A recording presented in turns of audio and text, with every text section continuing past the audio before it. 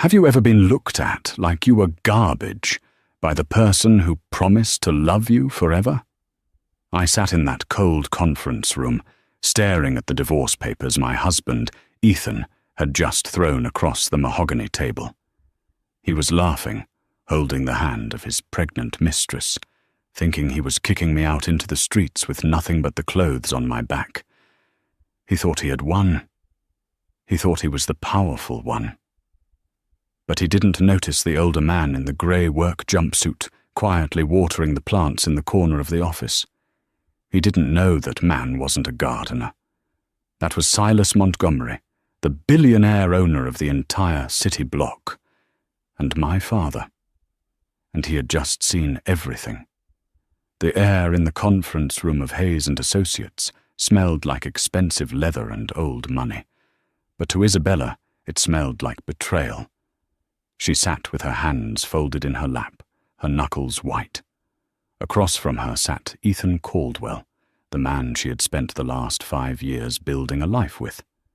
He wasn't looking at her. He was checking his reflection in the dark screen of his phone, adjusting the knot of his silk tie, a tie Isabella had bought him for their anniversary 3 months ago, the anniversary he had missed because he was working late. Next to him sat Sophie, a 23-year-old marketing intern from Ethan's firm. She was chewing gum loudly, scrolling through Instagram, her other hand resting possessively on Ethan's forearm. She wore a diamond bracelet that Isabella recognized.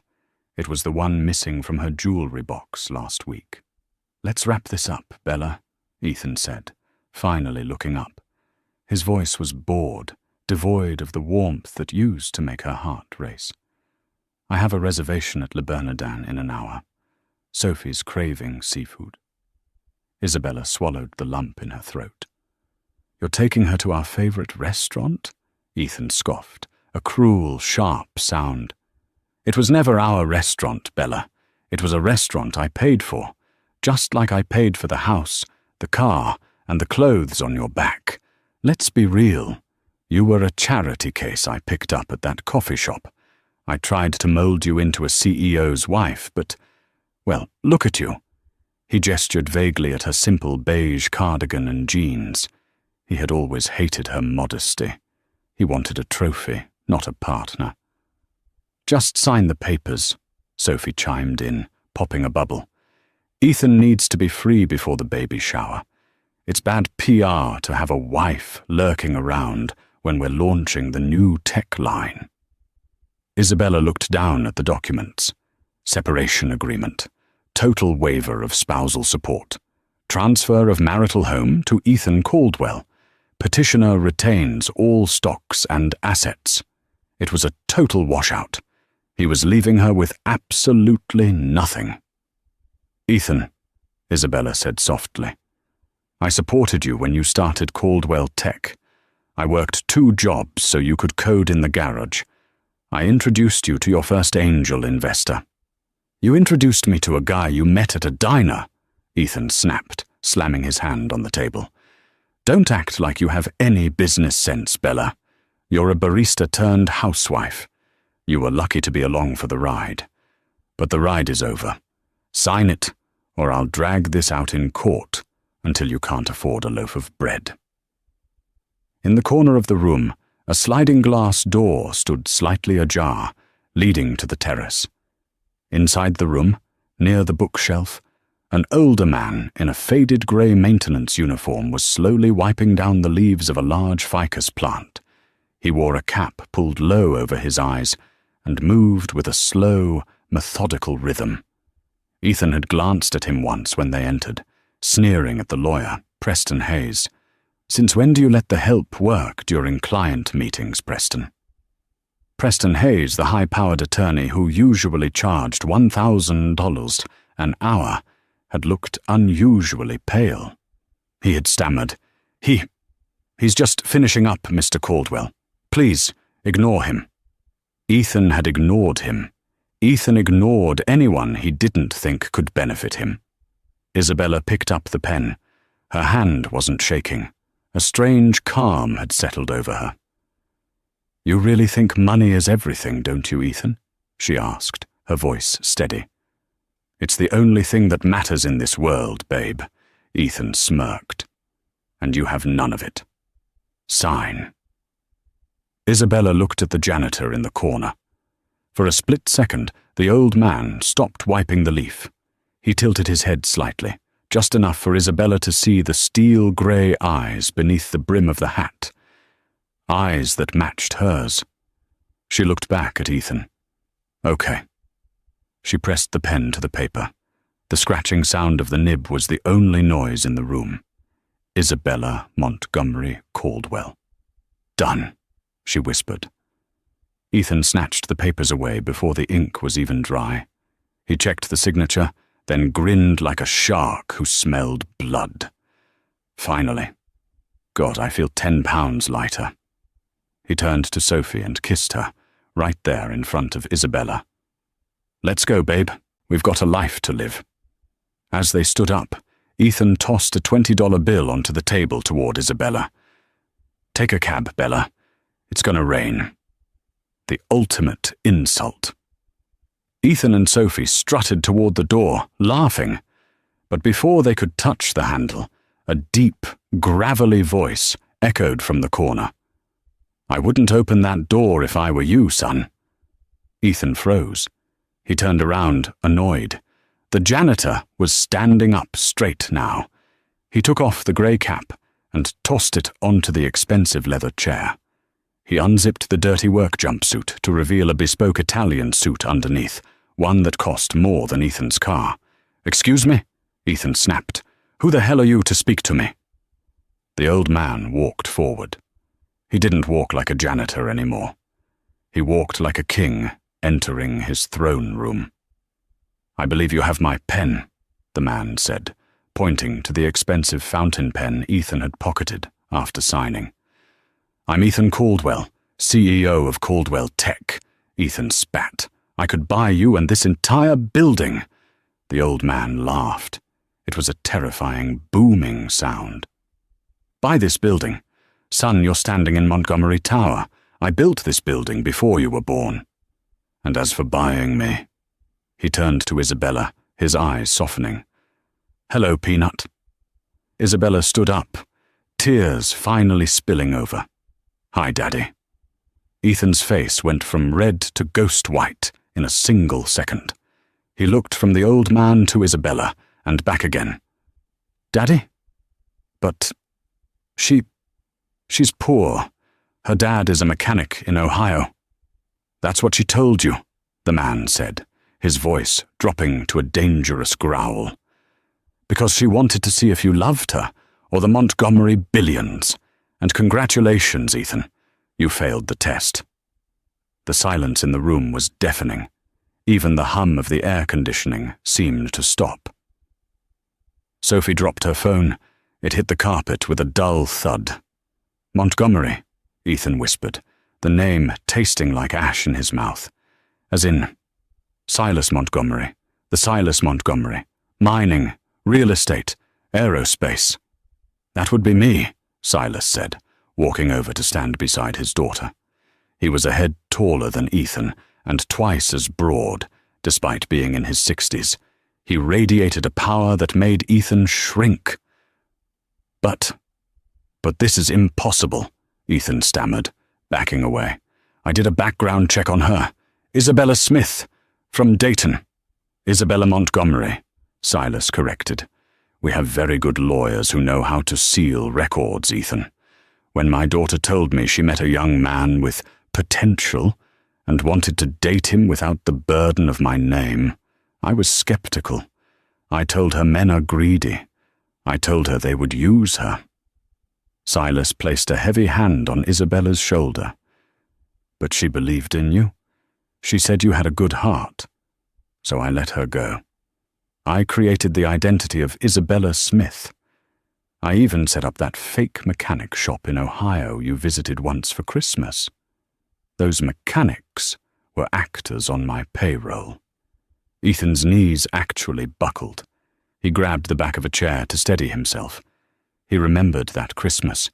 He had spent the whole time complaining about the smell of grease and the cheap beer. He had mocked Isabella's father for his dirty fingernails. I didn't know, Ethan choked out. Precisely, Silas said. You didn't know, and that is why we are here. You treated my daughter like a servant because you thought she had no value. You cheated on her because you thought she had no power, and you divorced her because you thought she had no money. Silas walked over to the table and picked up the divorce papers. He scanned them. You really screwed yourself here, Ethan, Silas said, shaking his head. Petitioner retains all stocks and assets. Waiver of spousal support.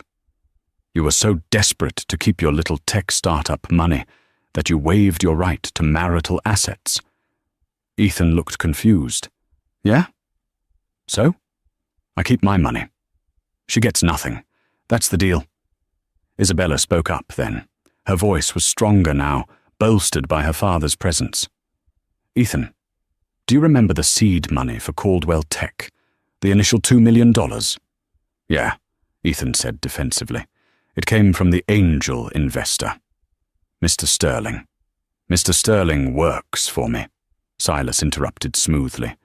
He manages my private equity fund. That $2 million wasn't his. It was Isabella's. What? Ethan gasped. My wedding gift to you, Isabella said, her eyes sad but dry. I asked my father to fund your dream anonymously. I wanted you to feel like you did it on your own. But legally? That investment was made through a shell corporation solely owned by me. Silas grinned, showing teeth. And since you just signed a document stating that you keep your assets and she keeps hers, and since that investment contract has a strict change of control clause triggered by divorce, Silas turned to the lawyer, Preston Hayes. Preston, what does the contract say? Preston Hayes, who had been sweating profusely, opened a file folder. Yes, Mr. Montgomery. The contract states that in the event of a dissolution of marriage between the beneficiary, Ethan Caldwell, and the primary investor's proxy, Isabella, the initial capital, plus 80% of all subsequent valuation, reverts to the primary investor. Ethan felt like he was having a stroke. 80%. Caldwell Tech is valued at $40 million, Sophie squeaked, her voice trembling. So, Silas did the math in the air. $32 million of that now belongs to Isabella. You own the remaining 20%, which, after I'm done burying your company in lawsuits and blocking your supply chains, will be worth roughly $0. Ethan lunged forward. You can't do that. I built that company. I wrote the code. Two large men in dark suits instantly appeared from the hallway, blocking Ethan's path. Silas's security detail. They had been waiting outside the whole time. You wrote the code, Isabella said, stepping forward. But I cooked your meals. I washed your clothes. I managed your schedule. I calmed you down when you had panic attacks. And I funded the entire operation. You didn't build it, Ethan. We built it. And you just fired your partner. Ethan looked at the papers on the table, the papers he had been so eager to sign. He reached for them, desperate to tear them up. No, I rescind. I didn't mean it. Bella, baby, please, it's a mistake. I was stressed. Sophie meant nothing. Sophie gasped. Ethan! Shut up, Ethan screamed at her. You ruined everything. He looked back at Isabella, his eyes wide and manic. Bella, please. I love you. You know I love you. We can fix this. Your dad. We can be a family. Think of the power we could have. Isabella looked at him with pure pity. It was worse than hate. I'm thinking of the power, Ethan, she said. The power to walk away. She turned to her father. I'm ready to go, Dad. Car's waiting downstairs, sweetheart, Silas said gently. We're going to Paris. You need a vacation. Wait! Ethan screamed as the security guard stepped forward to usher him out. "What about me? Where am I supposed to go? You took my house." Silas paused at the door. He looked back over his shoulder. "Actually, the house is in Isabella's name, too. I bought it through a trust. You were just paying rent." Silas chuckled. "But I'm a generous man. I won't leave you homeless." He reached into his pocket and pulled out the $20 bill Ethan had thrown at Isabella earlier. He crumpled it into a ball and tossed it at Ethan's feet. "Take a cab, Ethan. It's going to rain." Rain was falling in sheets by the time Ethan Caldwell stumbled out of the revolving doors of Montgomery Tower. He was drenched within seconds, his Italian suit clinging to his skin like a second, cold layer of shame. He looked around for his car, a sleek black Porsche Panamera, usually parked right in the front VIP spot. It was gone. In its place stood a tow truck, its amber lights flashing against the grey sky. "Hey!" Ethan sprinted toward the driver, splashing through a puddle that ruined his loafers. "Hey, that's my car! Put it down!" The driver, a burly man with a thick beard, didn't even roll down the window. He just pointed to a clipboard and then to the tow-away zone sign that had definitely not been there this morning. "This is a mistake," Ethan screamed, banging on the glass. "I'm the CEO of Caldwell Tech. I own this spot." The driver finally cracked the window an inch. "Repo order, buddy. Bank called it in 10 minutes ago. Missed payments." "Missed payments?" Ethan spluttered. "I have autopay. I have millions." "Take it up with the bank." The driver revved the engine and pulled away, dragging the last symbol of Ethan's status into the rainy traffic of Manhattan. Sophie was standing under the awning of the building, shivering, her arms crossed over her chest. She watched the car disappear, then looked at Ethan with a mixture of horror and disgust. "Ethan," she said, her voice shrill. "Where is the car? How are we getting to Le Bernardin?" Ethan whipped around, his hair plastered to his forehead. "Forget the damn restaurant, Sophie. Didn't you hear what happened up there? Silas Montgomery just froze my assets. He's trying to scare me." "He seemed pretty serious, Ethan," Sophie said, taking a step back. She pulled out her phone. "My friend in HR just texted me. She said security is escorting everyone out of the Caldwell Tech offices on the 14th floor. They're changing the locks." "They can't do that," Ethan roared, causing a passing businessman to flinch. "I am the founder." "Ethan," Sophie said, looking at her phone screen, her face pale. "Read TMZ." Ethan snatched the phone from her hand. "Breaking news. Billionaire heiress dumps tech fraud. Isabella Montgomery, daughter of tycoon Silas Montgomery, files for divorce from Ethan Caldwell. Sources say Caldwell was caught embezzling funds from his wife's private accounts to fund a lavish lifestyle for his mistress. Caldwell Tech shares plummet 40% in after-hours trading." "Embezzling?" Ethan shrieked. "I never embezzled. I used our joint account." "You told me you were rich," Sophie yelled, snatching her phone back. "You told me she was a nobody. You said you paid for everything. I will be rich again. It's just a setback. I'll sue him. I'll sue them all." Ethan reached for her hand. "Sophie, baby, we just need to go back to the penthouse. We'll regroup. I have cash in the safe." Sophie pulled her hand away, as if he were contagious. She looked at him, wet, pathetic, broke, and visibly terrified. The power he had exuded an hour ago was gone, replaced by the desperate stench of failure. "The penthouse?" Sophie let out a dry, cruel laugh. "You mean her penthouse? Ethan, you're done. You're radioactive. If I stay with you, I'll never work in this city again. Silas Montgomery will blackball anyone who even breathes in your direction." She hailed a passing yellow cab. "Sophie, you're pregnant with my child," Ethan cried out, stepping toward her. Sophie opened the cab door.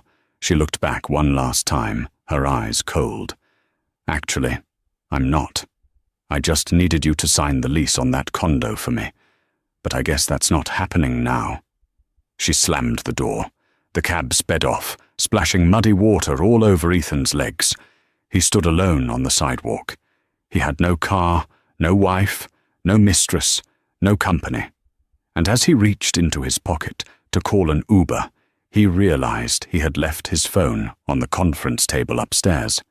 He had nothing but a crumpled $20 bill in the mud at his feet. 6 hours later, across the Atlantic Ocean, a private Gulfstream G650 jet began its descent into Paris, Le Bourget Airport. Isabella sat in a plush cream-colored leather seat, wrapped in a cashmere blanket. Her eyes were red and swollen, but the tears had stopped. Across from her, Silas was reading a newspaper, his reading glasses perched on the end of his nose. He had given her space for the entire flight, only speaking to offer her water or food. "We're landing, Peanut," he said softly, folding the paper. Isabella looked out the window at the glittering lights of Paris. It was a city of romance, but right now, it just looked like a place to hide. "Did you really take everything from him, Dad?" she asked, her voice raspy. Silas took off his glasses and sighed. "I didn't take anything that wasn't yours, Isabella. He took your love, your trust, and your youth. I simply balanced the ledger." "He's going to fight," she said. "Ethan doesn't know how to lose." "Ethan is a child playing with fire," Silas said dismissively. "He doesn't realize he's standing in a furnace. By tomorrow morning, every lawyer in New York will have received a memo reminding them that representing Ethan Caldwell is a conflict of interest with Montgomery Enterprises. He won't find a decent attorney within 1,000 miles. Isabella shivered. She knew her father was ruthless in business, but she had never been on the receiving end of his protection before. It was terrifying and comforting all at once. "What do I do now?" she whispered. "I don't know who I am anymore. I've been Ethan's wife for 5 years. Before that, I was Isabella Smith. Who is Isabella Montgomery?" Silas reached across the aisle and took her hand. His grip was warm and calloused. "That," he said, "is exactly why we are here. You aren't going to be just my daughter, and you certainly aren't going to be his ex-wife. You're going to be the CEO of the Montgomery Foundation's European division." Isabella's eyes widened. "Me? Dad, I ran a coffee shop. I managed Ethan's schedule. I'm not a CEO. You have a degree in art history and economics that you never used because that idiot wanted you to stay in the kitchen," Silas said firmly. "You have my blood. You have my brain. You just need to remember how to use it. Tomorrow, you rest. But on Monday, we go to work."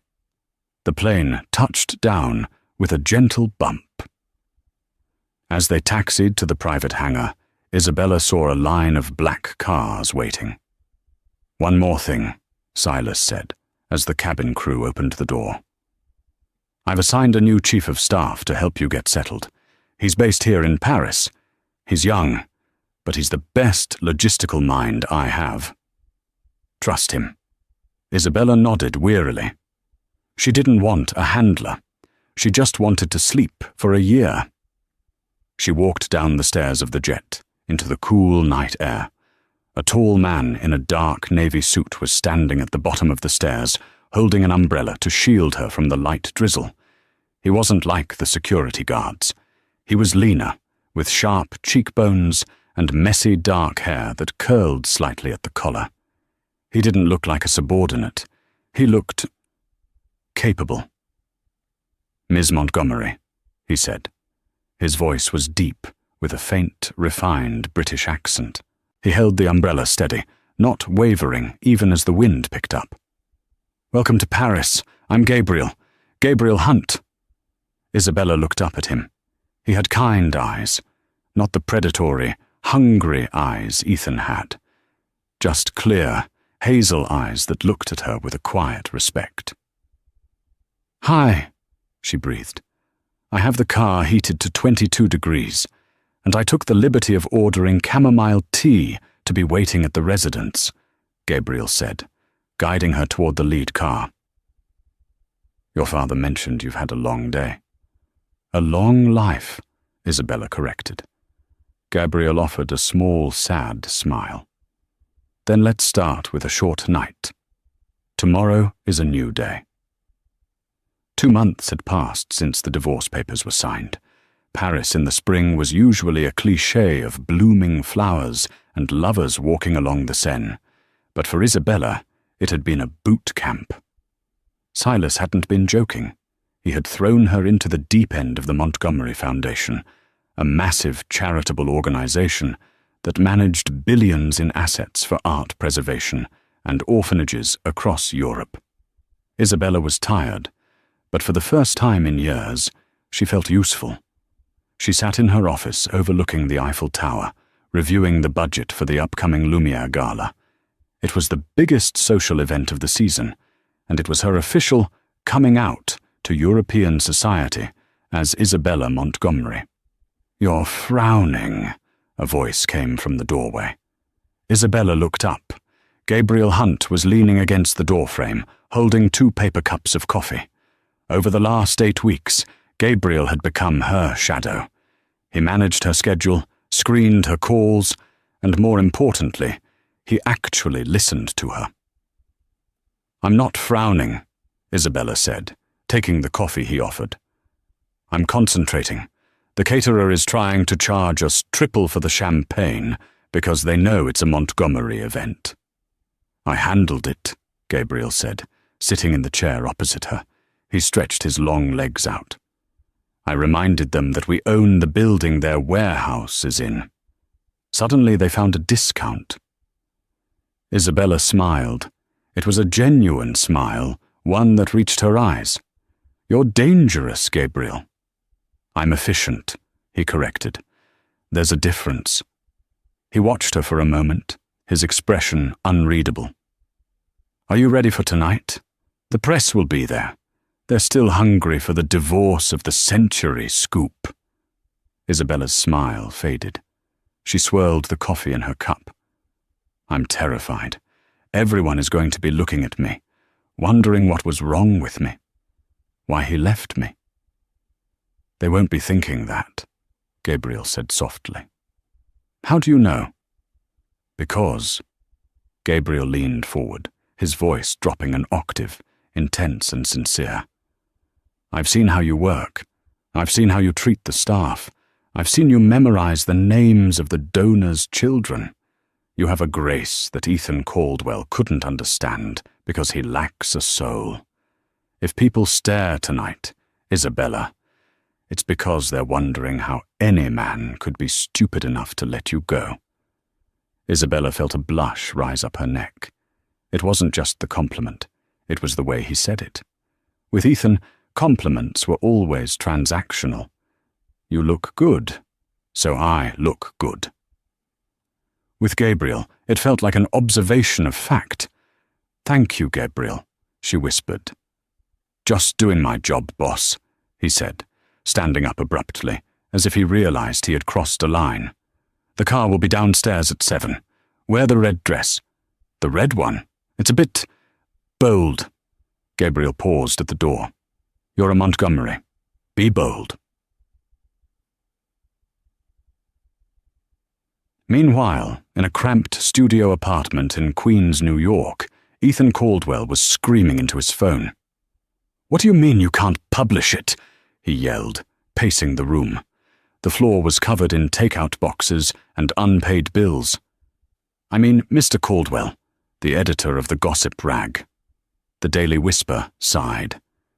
"That every time we try to run your story about Isabella being a manipulative liar, we get a cease and desist letter from a law firm that charges more per hour than our entire operating budget.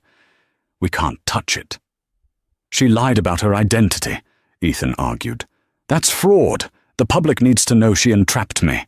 Look, unless you have proof, like hard video evidence of her plotting or something, we can't help you. Silas Montgomery has effectively embargoed your name in the press. You're ghosted, man. Give it up." The line went dead. Ethan threw the phone against the wall. It cracked, but didn't break. He sank onto the dirty mattress. He had been reduced to this. No job, no friends. His credit cards were frozen. He was surviving on the cash he had managed to pawn from his watches before Silas's team seized them. He opened his laptop, an old model, not the top-tier tech he was used to. He pulled up the live stream of the Lumiere Gala in Paris. And there she was, Isabella. She stepped out of a black limousine, and the flashbulbs went off like a supernova. She was wearing a crimson gown that hugged her figure, with diamonds dripping from her ears. She looked regal, untouchable. And next to her, guiding her hand with a protective ease, was a man Ethan didn't recognize. Tall, dark-haired, handsome in a way that wasn't flashy. He whispered something in her ear, and Isabella threw her head back and laughed. It was a real laugh. Ethan hadn't heard that laugh in 3 years. Rage, hot and blinding, surged through Ethan's veins. She was happy. She was thriving, while he was rotting in Queens. "Who is that guy?" Ethan muttered, zooming in on the screen. He took a screenshot of Gabriel's face. He began to type furiously, searching the facial recognition databases he still had access to via a back door in the Caldwell Tech server. Access he wasn't supposed to have, but he had built the system after all. Searching. No matches in public celebrity databases. Searching. Corporate registries. Ping. Gabriel Hunt.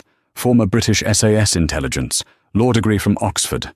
Current head of security and operations for Montgomery European Holdings. Ethan stared at the screen. A bodyguard? A lawyer? Then he saw a sub-file. A sealed record. Ethan used his old admin override codes to crack it. It took 10 minutes, but the file opened.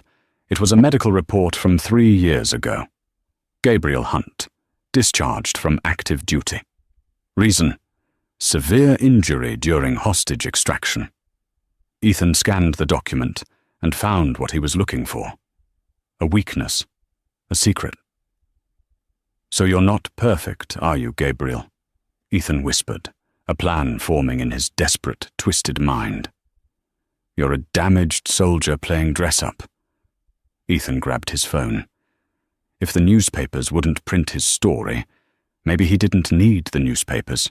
He still had his Twitter account, and he still had 500,000 followers who didn't know the whole truth yet.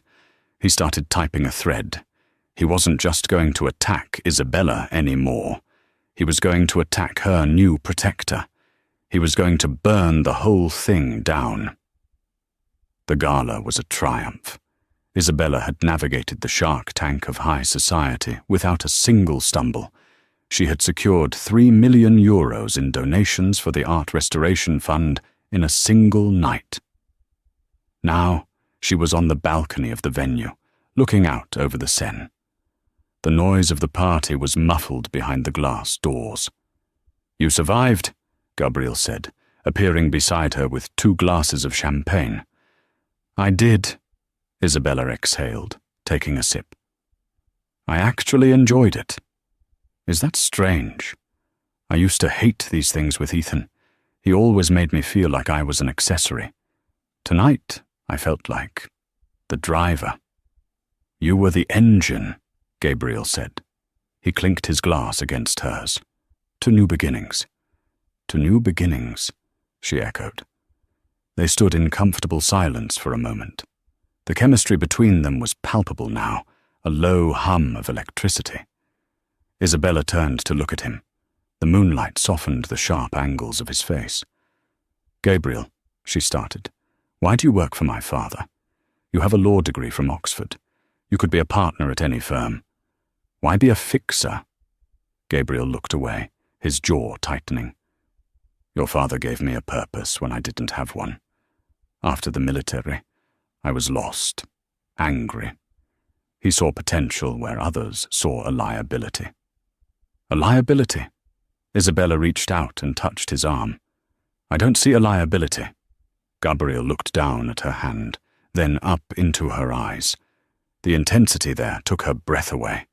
He started to lean in, just an inch. Isabella's heart hammered against her ribs. She wanted him to kiss her. She wanted to erase every memory of Ethan's cold lips with Gabriel's warmth. Suddenly, the glass door burst open.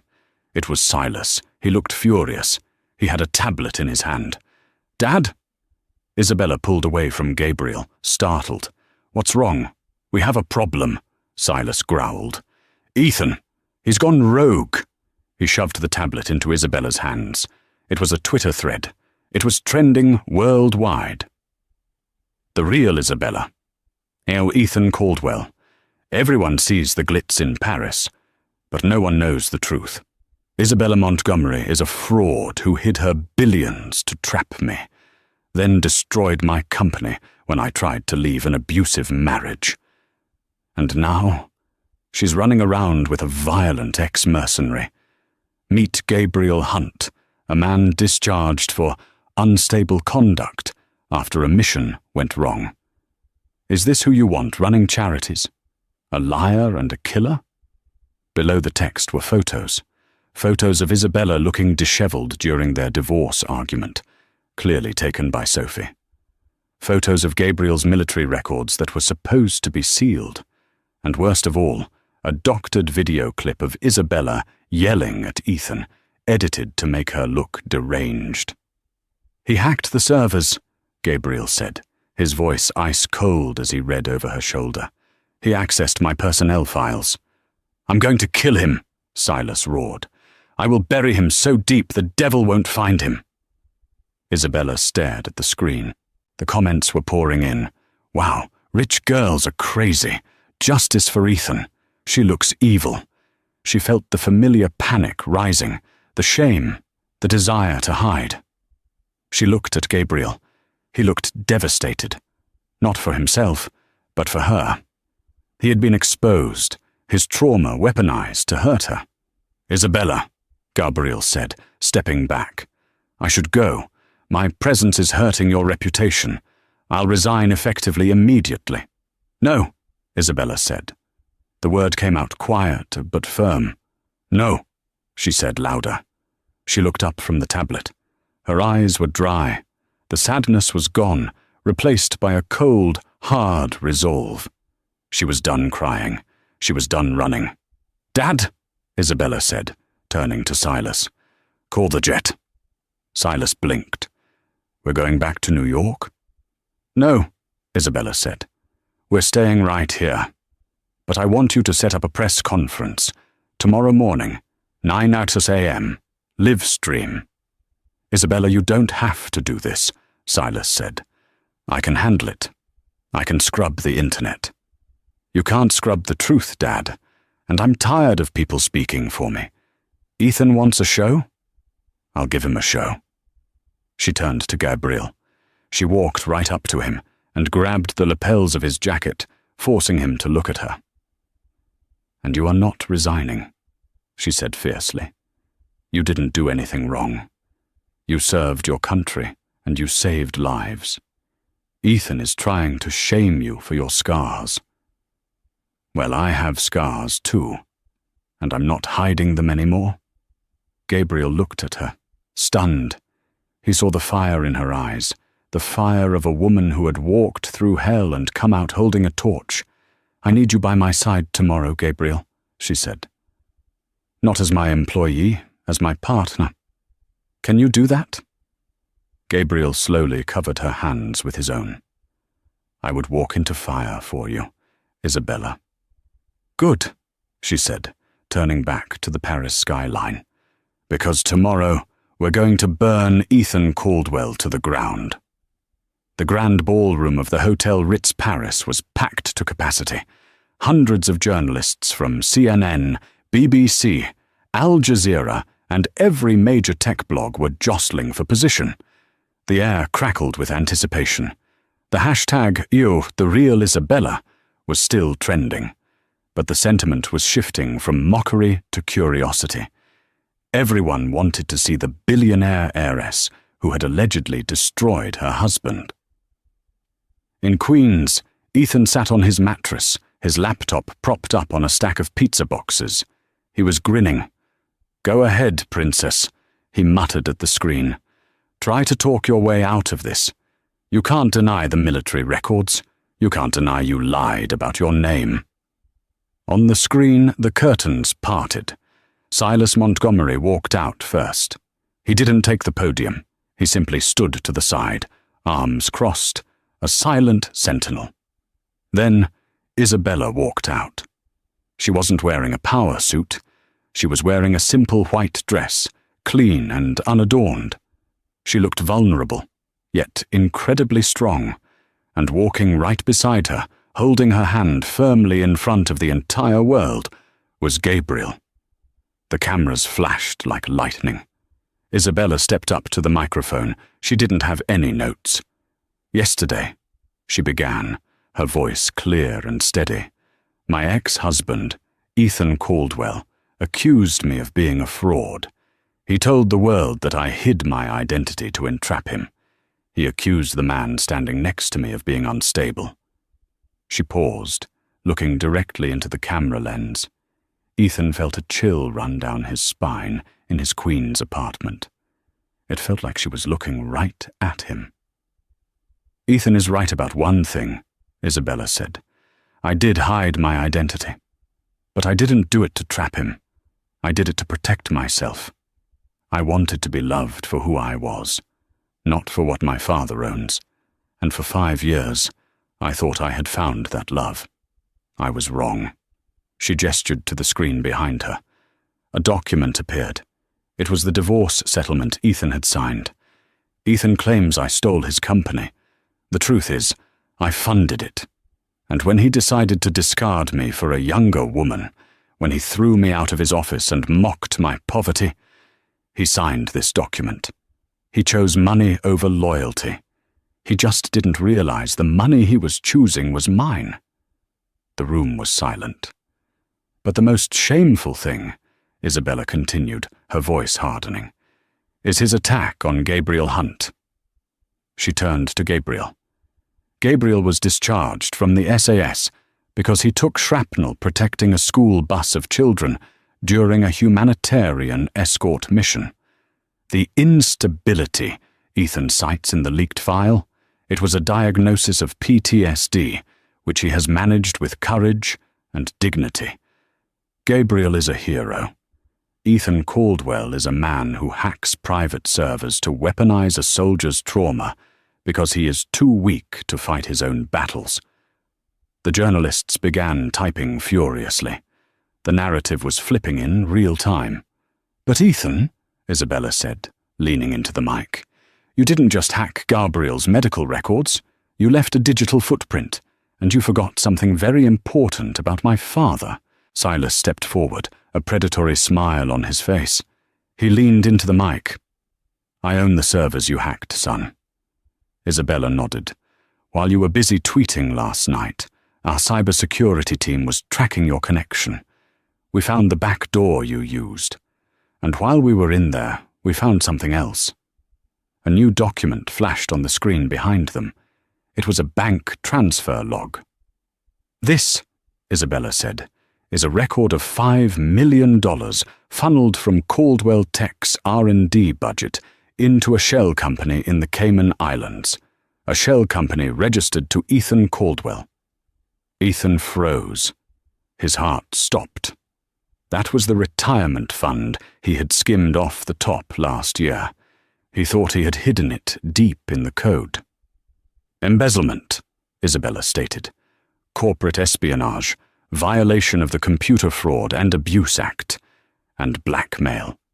She looked at the camera again, her eyes cold as steel. "We handed this evidence to the FBI and the NYPD 3 hours ago. They tell me they are executing the warrant right about now."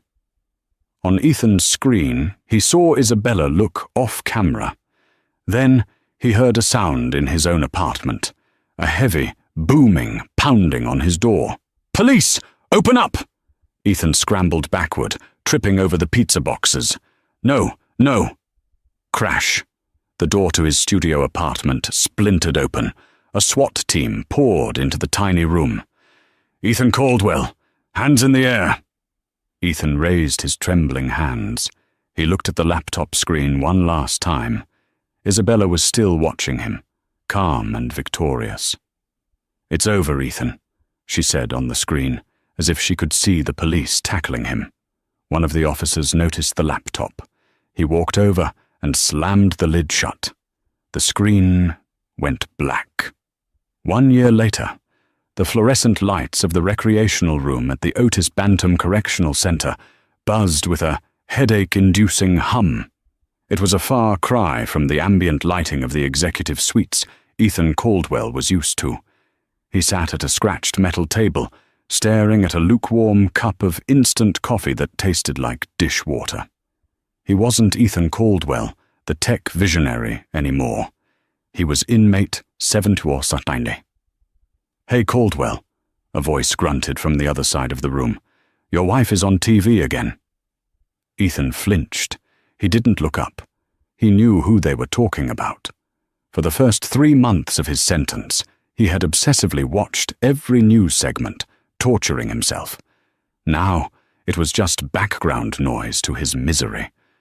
On the wall-mounted television, encased in protective plexiglass, the morning news was broadcasting a special report.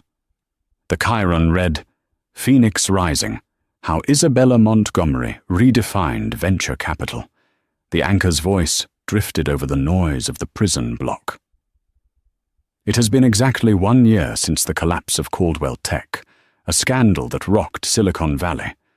But from the ashes, Isabella Montgomery has built something far more impressive. Her firm, Phoenix Ventures, has just posted a first-quarter profit that rivals the GDP of a small country. But unlike her predecessor, she's doing it by funding ethical startups and female-led enterprises. Ethan finally glanced up. There she was. She was walking out of the New York Stock Exchange, having just rung the opening bell. She looked radiant, powerful, and completely unreachable. She didn't look like the woman who used to nervously ask him if he liked dinner. She looked like a titan. And she wasn't alone. Walking a step behind her, guiding her through the crowd with a hand on the small of her back, was Gabriel Hunt. He looked sharp in a charcoal suit, his eyes scanning the crowd with that protective intensity Ethan had once mocked. Ethan looked down at his orange jumpsuit. He had signed a plea deal for 10 years for embezzlement and corporate espionage. With good behavior, he might get out in 5. But the world moved fast. In 5 years, he would be a dinosaur, an ancient, bankrupt relic. He realized then, with a crushing weight in his chest, that he hadn't just lost his money.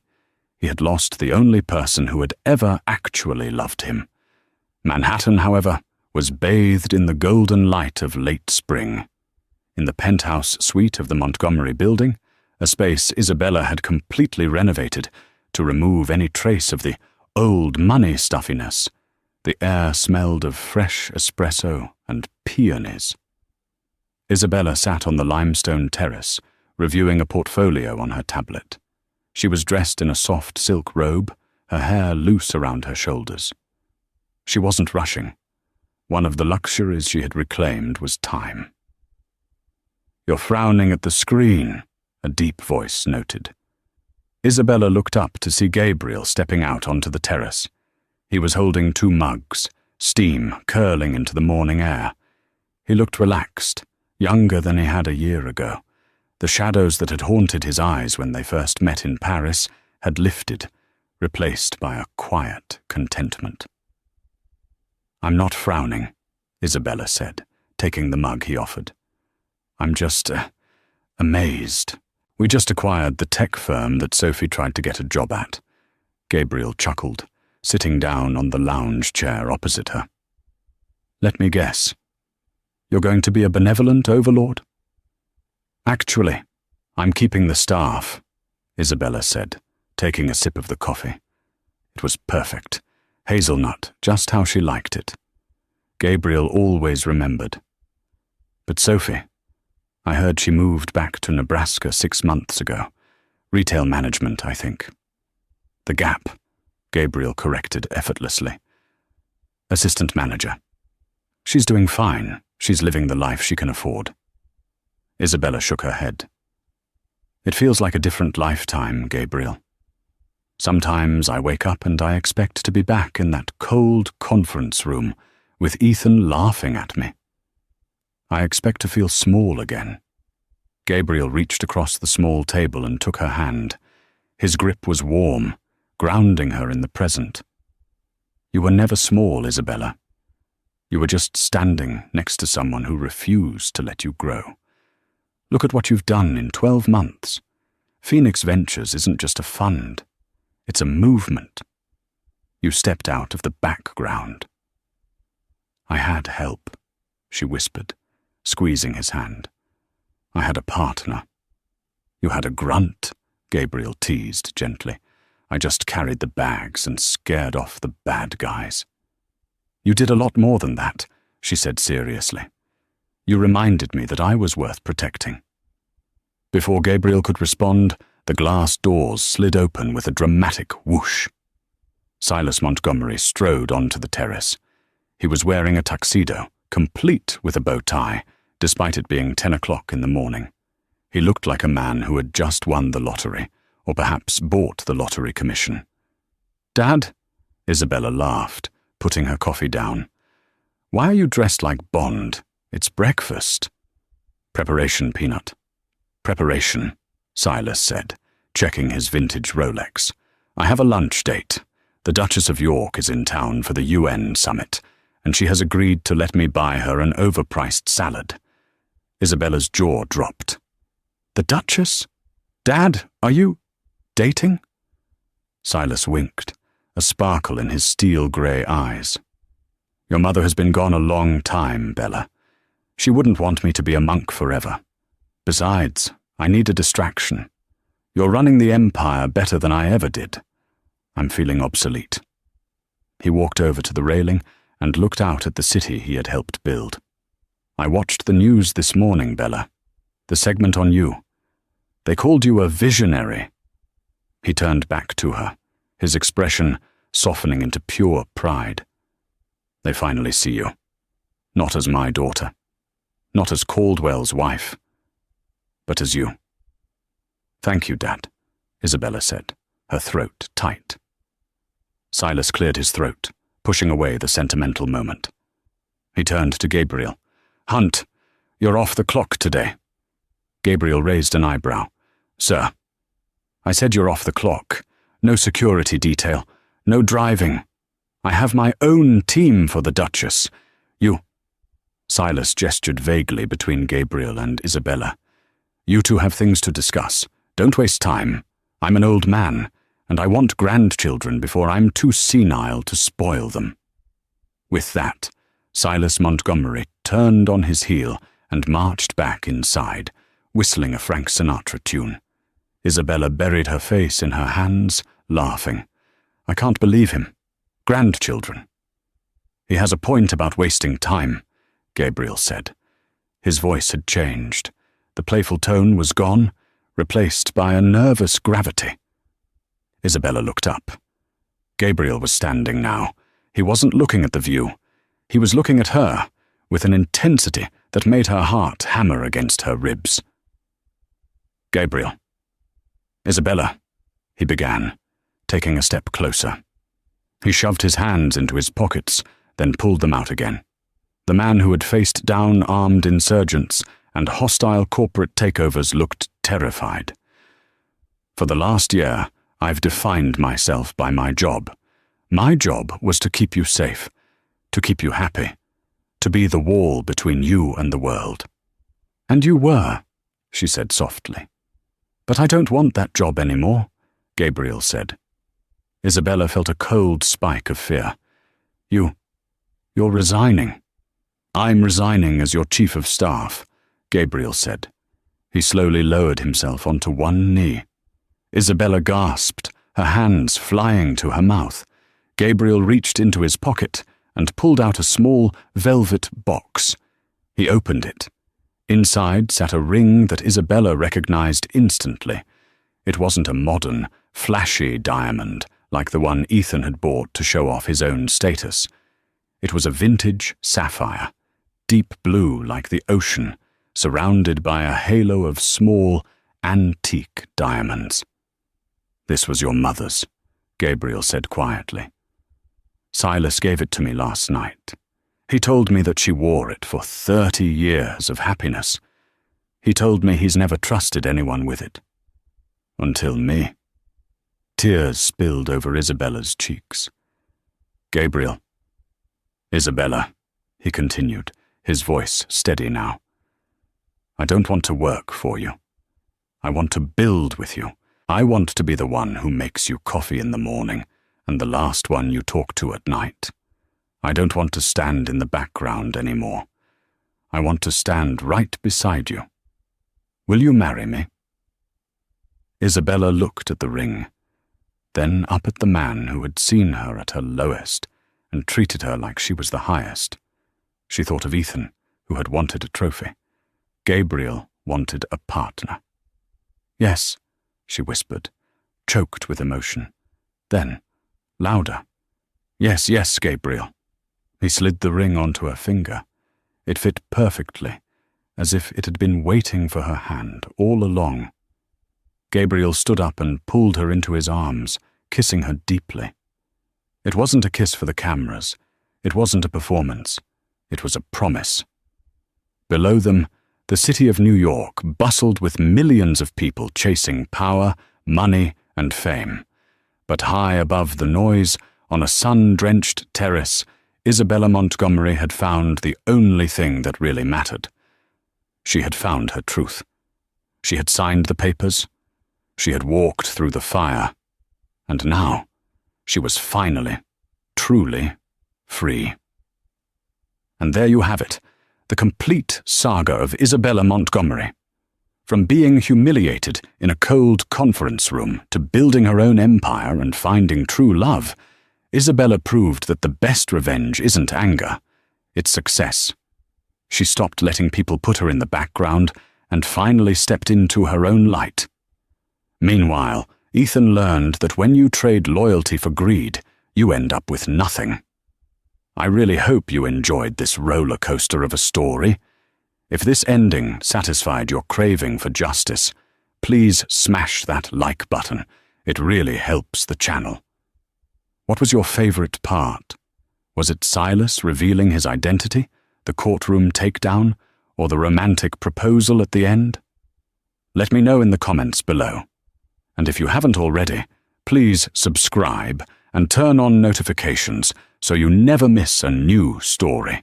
Thanks for watching, and I'll see you in the next video.